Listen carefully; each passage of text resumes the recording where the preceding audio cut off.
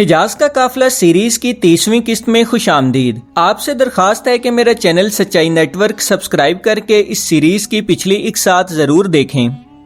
رستم اپنے عظیم الشان لشکر کے ساتھ سابات سے کوچ کر گیا۔ اس کی اگلی منزل قادسیہ تھی۔ رستم کی فوج نجف پہنچی تو اس نے حکم دیا کہ یہاں کچھ دن قیام کیا جائے گا۔ نجف کے مقام پر تقریباً تمام مورخین نے ایک مجاہد طلحہ کی بے مثال بہادری کا واقعہ لکھا ہے۔ ان دنوں جب رستم نے نجف میں آ کر پڑاؤ کیا، مسلمان چھوٹی چھوٹی ٹولیوں میں نجف کے گرد و نواح میں پھیلے ہوئے تھے اور بستیوں سے رسد اکٹھی کر رہے تھے۔ انہیں پتہ چلا کہ فارس کا ایک بہت بڑا لشکر آ گیا ہے جس کا سالار اعلیٰ رستم ہے، تو مسلمان اس علاقے سے نکلنے لگے۔ اسلامی دستے کے سالار نے جب مجاہدین کو یہاں سے نکلنے کا حکم دیا تو ایک مجاہد ان کے ساتھ نہ چلا۔ اس کا نام طلحہ بن خویلد اسدی تھا۔ کیوں طلحہ؟ اسلامی دستے کے کماندار نے اس سے پوچھا۔ چلنا نہیں ہے کیا؟ نہیں، طلحہ نے جواب دیا، میں یہی رہوں گا۔ کیا کرو گے یہاں رہ کر؟ رستم کی خیمہ گاہ پر شبخون ماروں گا۔ طلحہ نے جواب دیا، میں رستم کو بتاؤں گا کہ اس سے زیادہ فوج لے آؤ، مسلمان ایک ہی کافی ہے۔ خدا کی قسم، ایک تجربہ کار مجاہد نے کہا، اس شخص کے دماغ میں خلل آ گیا ہے، یہ اکیلا اتنے بڑے لشکر پر شبخون مارے گا۔ تم لوگ چلے کیوں نہیں جاتے؟ طلحہ نے کہا، خدا کی قسم تم میرے عزم اور میرے جذبے کو متزلزل کر رہے ہو۔ اس نے واپس جانے سے صاف انکار کر دیا۔ اس کے ساتھی واپس چلے گئے اور اپنے سپہ سالار سعد ابن ابی وقاص رضی اللہ عنہ کو بتایا کہ طلحہ واپس نہیں آیا، اللہ اس کی مدد کرے۔ سعد رضی اللہ عنہ نے کہا، رات کا وقت تھا، رستم کے کیمپ میں موت کا سکوت تھا۔ چونکہ مسلمانوں کی چھاپہ مار ٹولیاں موجود تھیں، اس لیے یہ خطرہ محسوس کیا جا رہا تھا کہ مسلمان خیمہ گاہ کے کسی نہ کسی گوشے پر شبخون ماریں گے۔ اس خطرے کے پیش نظر رستم نے حکم دیا تھا کہ سنتری بیدار اور ہوشیار رہیں اور گھوڑے ایک جگہ پر نہ باندھیں۔ ہر سوار اپنا گھوڑا اپنے ساتھ رکھے اور گھوڑے کے قریب سوئے۔ رات کے سناٹے میں فارسیوں کے کیمپ کے ارد گرد ٹہلتے ہوئے سنتریوں کے قدموں کی آواز سنائی دے رہی تھی اور کہیں دو سنتری آپس میں باتیں کرتے سنائی دیتے تھے۔ ایک سایہ کیمپ سے کچھ دور ایک درخت کی اوٹ سے نکلا اور آہستہ آہستہ کیمپ کی طرف بڑھنے لگا۔ رات کی تاریکی کے علاوہ وہاں سبزہ، اونچی گھاس، خضرو پودے اور درخت اتنے زیادہ تھے کہ یہ سایہ کسی کو نظر نہ آ سکتا تھا۔ وہ دبے پاؤں بڑھتا چلا گیا۔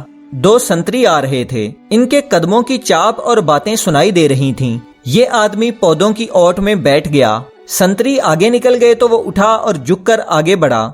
تاریکی میں اسے گھوڑوں کے ہیولے نظر آنے لگے۔ شاید یہ جگہ یا یہ گھوڑے اسے اچھے نہیں لگے تھے، یا وہ کسی مخصوص شکار پر آیا تھا۔ وہ وہاں سے دوسری طرف چل پڑا۔ اس کے سامنے سے دو اور سنتری آ رہے تھے۔ وہ گھاس میں لیٹ گیا۔ سنتری اس سے صرف ایک قدم دور آ کر آہستہ سے چلتے ہوئے گزر گئے۔ وہ پھر رکوع کی حالت میں چلنے لگا اور تھوڑی دور چل کر اسے ایک چھوٹا سا خیمہ دکھائی دیا جو اس سے زیادہ دور نہیں تھا۔ ایسے چھوٹے خیمے رومی اور فارسی فوجوں کے افسروں کے ہوتے تھے۔ اس خیمے کے ساتھ دو گھوڑے بندھے ہوئے تھے اور ایک آدمی ان گھوڑوں کے قریب زمین پر بستر ڈال کر سویا ہوا تھا۔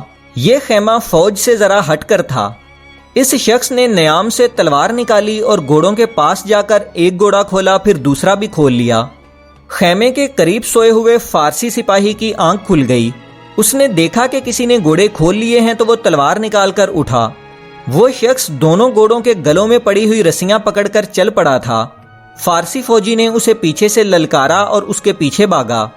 اس کے ساتھ ہی خیمے کے اندر سے آواز آئی، کون ہے؟ خاموش رہو، سونے دو۔ یہ کسی افسر کی آواز ہی ہو سکتی تھی۔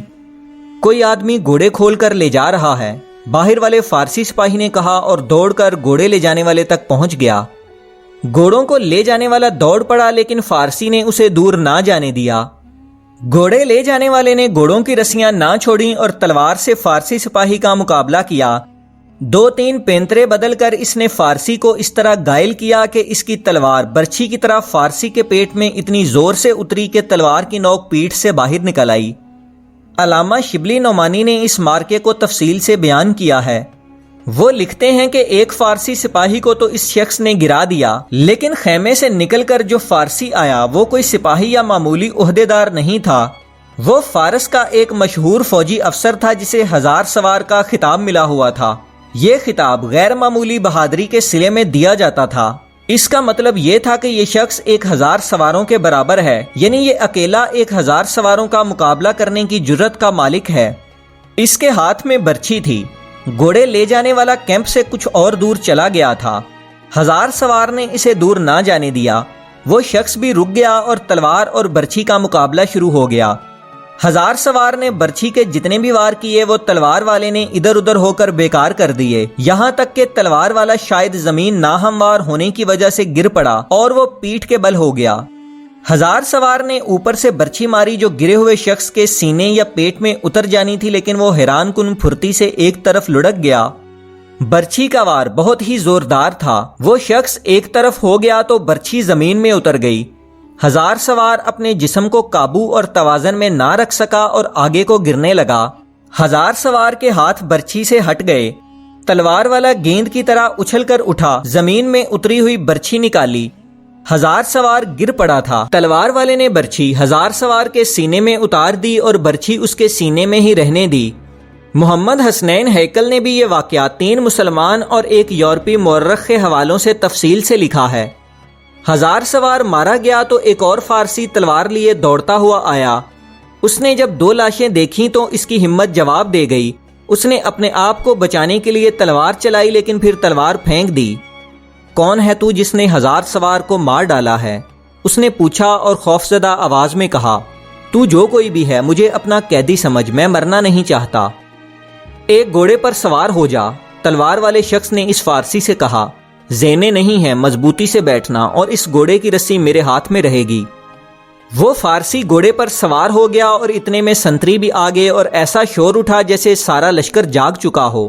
بے شمار فارسی فوجی گھوڑوں پر سوار برچھیاں اور تلواریں لیے دوڑ پڑے۔ رستم کے لشکر پر شبخون مارنے والا شخص 2 گھوڑے اور ایک قیدی لے کر سرپٹ جا رہا تھا۔ فارسی سواروں نے دائیں اور بائیں سے اسے گھیرے میں لینے کی کوشش کی لیکن وہ ان کے درمیان میں سے نکل گیا۔ وہ کوئی شہ سوار تھا جو ننگی پیٹھ پر سوار ہونے کے باوجود گھوڑے کو قابو میں رکھے ہوئے گھیرے سے نکل جاتا تھا۔ رستم بھی جاگ اٹھا۔ اپنی 1 میل سے زیادہ لمبائی اور اتنی ہی چوڑائی میں پھیلی ہوئی خیمہ گاہ میں مچی ہوئی ہر بونگ نے اسے پریشان کر دیا۔ کیا ان بدبخت عربوں نے شبخون مارا ہے؟ اس نے گھبرائی ہوئی آواز میں پوچھا۔ ان سنتریوں کو زندہ جلا دو۔ کچھ معلوم نہیں ہوا عالی مقام، اس کے ایک محافظ نے کہا۔ پہاڑی کی طرف سے شور اٹھا ہے جدھر ندی ہے۔ رستم شب خوابی کے لباس میں اٹھا۔ اسی لباس میں ایک محافظ کے گھوڑے پر سوار ہوا اور گھوڑا دوڑاتا ہوا وہاں پہنچا جہاں 1000 سوار کی لاش کے ساتھ ایک فارسی کی لاش پڑی ہوئی تھی۔ رستم اس بات کا یقین نہیں کر رہا تھا کہ شبخون مارنے والا ایک آدمی تھا۔ تعاقب کرنے والوں نے بتایا کہ وہ 2 آدمی تھے۔ انہیں معلوم نہیں تھا کہ دوسرا سوار ان کا اپنا ہی ساتھی تھا۔ 1000 سوار کو 1 یا 2 آدمی قتل نہیں کر سکتے۔ رستم نے کہا، یہ برچھی اس کی اپنی ہے جس سے اسے مارا گیا۔ اگر قاتل اکیلا تھا یا 2 تھے تو وہ انسان نہیں ہو سکتے، جن یا بھوت ہوں گے۔ 1000 سوار کے ساتھ جو آدمی مارا گیا تھا وہ اس کا محافظ تھا۔ اس کے 2 محافظ تھے جو اس کے خیمے کے باہر سوتے تھے۔ رستم نے پوچھا، دوسرا محافظ کہاں ہے؟ پتہ چلا کہ وہ لاپتہ ہے۔ رستم حیرت زدگی کے عالم میں وہاں سے چلا گیا، اس پر خاموشی طاری ہو گئی۔ دوسری طرف طلحہ اس وقت اسلامی لشکر میں پہنچا جب مسلمان فجر کی نماز سے فارغ ہو چکے تھے۔ طلحہ بن خویلد حضرت سعد ابن ابی وقاص رضی اللہ عنہ کے پاس پہنچے اور انہیں سارا واقعہ سنایا۔ طلحہ کے ساتھ آنے والے فارسی قیدی نے کہا، جنہیں یہ قتل کر کے آیا ہے وہ کوئی معمولی سپاہی نہیں تھے۔ یہ حقیقت اس قیدی سے معلوم ہوئی کہ طلحہ نے جن 2 آدمیوں کو ہلاک کیا ہے وہ دونوں فارس کی فوج کے سورمے تھے، اور ان میں سے ایک افسر تھا جسے 1000 سوار کا خطاب ملا ہوا تھا۔ میرا مقابلہ پورے لشکر کے ساتھ تھا، طلحہ نے کہا۔ میں رستم کو صرف یہ بتانا چاہتا تھا کہ قادسیہ کے میدان میں ذرا سنبھل کر آنا۔ یہ تاریخی واقعہ اس طرح انجام پذیر ہوا کہ جس فارسی کو طلحہ قیدی بنا کر لے آیا تھا اس نے اسلام قبول کر لیا۔ اسلام قبول کرنے کے بعد حضرت سعد ابن ابی وقاص رضی اللہ عنہ نے اس کا نام مسلم رکھا۔ مسلم نے حضرت سعد ابن ابی وقاص رضی اللہ عنہ کو فارسی لشکر کی ترتیب اور تنظیم کے بارے میں بہت اہم معلومات دیں۔